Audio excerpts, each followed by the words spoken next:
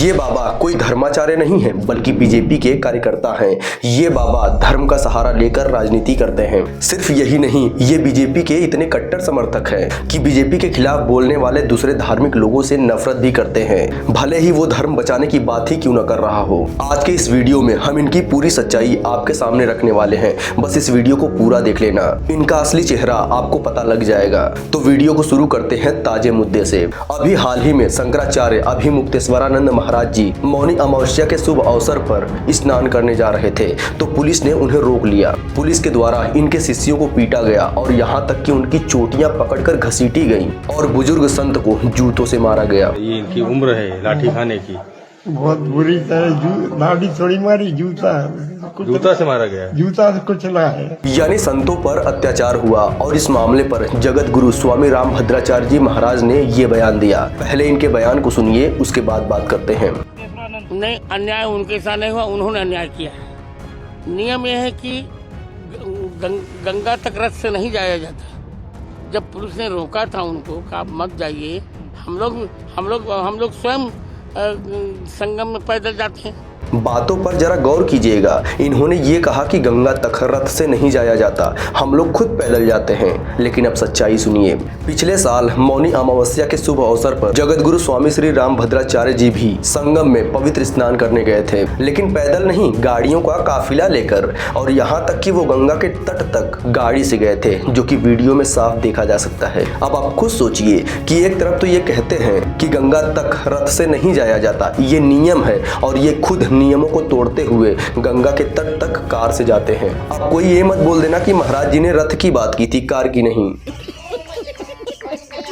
चलिए छोड़िए, अब दूसरी बात सुनिए। प्रयागराज में शंकराचार्य जी के शिष्यों को बाल पकड़कर उन्हें पीटा गया, उनकी चोटी पकड़कर उन्हें घसीटा गया। इस बात पर इन्हें जरा भी अफसोस नहीं है और ये उल्टा शंकराचार्य जी को ही दोषी ठहरा रहे हैं। नहीं, अन्याय उनके साथ नहीं हुआ, उन्होंने अन्याय किया है। अब आप सोचिए कि ये खुद एक धर्माचार्य हैं, संत हैं, और दूसरे संतों पर अत्याचार किया जा रहा है और ये उसके खिलाफ कुछ नहीं बोल रहे हैं। अब यहाँ पर शंकराचार्य अभिमुक्तेश्वरानंद महाराज जी की भी गलती है। अगर वो जय भाजपा तय भाजपा रटते तो वो रथ से नहीं बल्कि लग्जरी कार से घूमते और प्राइवेट जेट का मजा लेते। वो फालतू में ही गौ माता राष्ट्र माता की रट लगा रहे हैं। अरे हाँ, गौ माता से याद आया, रामभद्राचार्य जी महाराज मोदी जी को अपना भाई कहते हैं, नरेंद्र भाई मोदी अपना मित्र कहते हैं। गुरुदेव, अभी प्रधानमंत्री मोदी अभी कुछ दिन पहले आपसे मिलने के लिए आए थे और आपके गले लगे और आप उन्हें अपना परम मित्र भी मानते हैं। मैं मित्र मात्र नहीं, मेरे मित्र वो हैं। मोदी जी को प्रधानमंत्री बनाने के लिए लोगों से सहयोग मांगते हैं। भगवान की कृपा, आप लोगों का सहयोग, 2 बार हमने मोदी जी को प्रधानमंत्री बनाया, तीसरी बार भी बनाएंगे। जाओ। बीजेपी के लिए प्रचार करते हैं और वोट मांगते हैं। खुल कर कह रहा हूँ, यही मेरी दक्षिणा है। इस बार दे दो कमल को वोट, जो कुछ होगा होगा, तय कर लो, तुमको मेरी कसम। और जब नवंबर 2023 में मध्य प्रदेश, छत्तीसगढ़ और राजस्थान में विधानसभा चुनाव होना था तो उस समय भी इन्होंने वीडियो बनाकर बीजेपी के लिए वोट मांगा था। जाके प्रिय न राम बई देही, ताकह वोट कदाप न देही। और जब इन तीनों स्टेट में बीजेपी की सरकार बन गई तो इन्होंने सभी बीजेपी कार्यकर्ताओं को बधाई दी थी। मेरी बात राम भक्तों ने मानी, राम भक्त भाजपा सरकार में आ गई। नरेंद्र भाई मोदी भारत के यशस्वी प्रधानमंत्री को बधाइयां और अन्य सभी भाजपा के कार्यकर्ताओं को मेरे से अनेक अनेक मंगल। खैर, ये मुद्दा नहीं है, बल्कि मुद्दा तो ये है कि ये बाबा बीजेपी को राम भक्त पार्टी कहते हैं।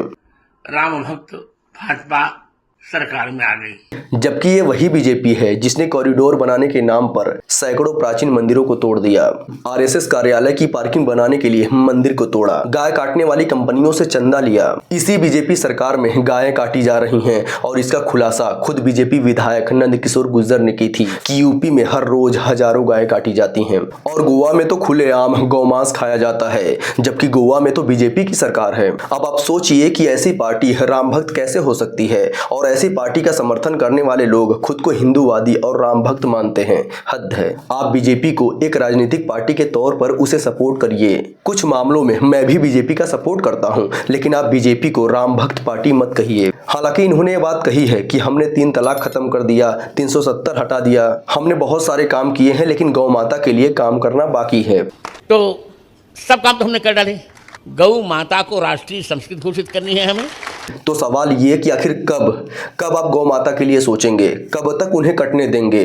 अरे सरकार आपके हाथ में है, पूरा का पूरा सिस्टम आपके हाथ में है, फिर भी आप गौ हत्या सह रहे हैं। गौ हत्या का सहन करना और खुद को राम भक्त कहना, इसी को दोगलापन कहते हैं। खैर, ये किसी पार्टी को सपोर्ट करें या ना करें, ये उनकी इच्छा है, लेकिन ये विपक्ष की बुराई भी करते हैं। इन्होंने कांग्रेस की बुराई की। 8 दिनों तक कांग्रेस सरकार ने मुझे जेल में रखा।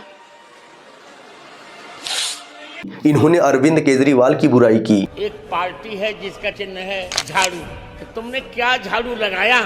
15 वर्षों में यार सबसे दूषित शहर कर डाला दिल्ली को।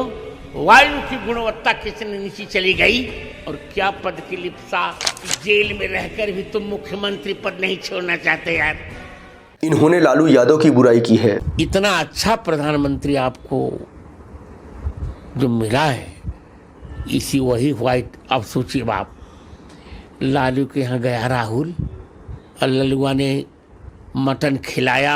इन्होंने सभी विपक्षी पार्टियों की बुराई की है। अब आपको ये समझ में आ गया होगा कि जो व्यक्ति सिर्फ एक पार्टी की अच्छाई करे और बाकी सभी पार्टियों की बुराई करे, तो वो किसी विशेष पार्टी से जुड़ा हुआ व्यक्ति हो सकता है, वो संत नहीं हो सकता। लेकिन हाँ, इनकी एक बात मुझे बहुत अच्छी लगी। इन्होंने ये कहा कि जब महमूद गजनवी, चंगेज खान, औरंगजेब, अकबर, अंग्रेजी हुकूमत और कांग्रेस सनातन धर्म को समाप्त नहीं कर पाई, तो कोई भी नहीं कर पाएगा। हालांकि इन्होंने यहाँ पर कांग्रेस का नाम ले लिया। खैर, जब मोहम्मद गोरी और महमूद गजनवी का आक्रमण नहीं समाप्त कर पाया सनातन धर्म को, चंगेज खान की कटार नहीं समाप्त कर पाई सनातन धर्म को, अकबर का दीन इलाही छद्म धर्म नहीं समाप्त कर पाया सनातन धर्म को, औरंगजेब की तलवार नहीं समाप्त कर पाई सनातन धर्म को, अंग्रेजों की गोली नहीं समाप्त कर पाई सनातन धर्म को, कांग्रेस का शासन जब सनातन धर्म को नहीं समाप्त कर पाया, तो तुम सनातन धर्म को समाप्त नहीं कर सकते।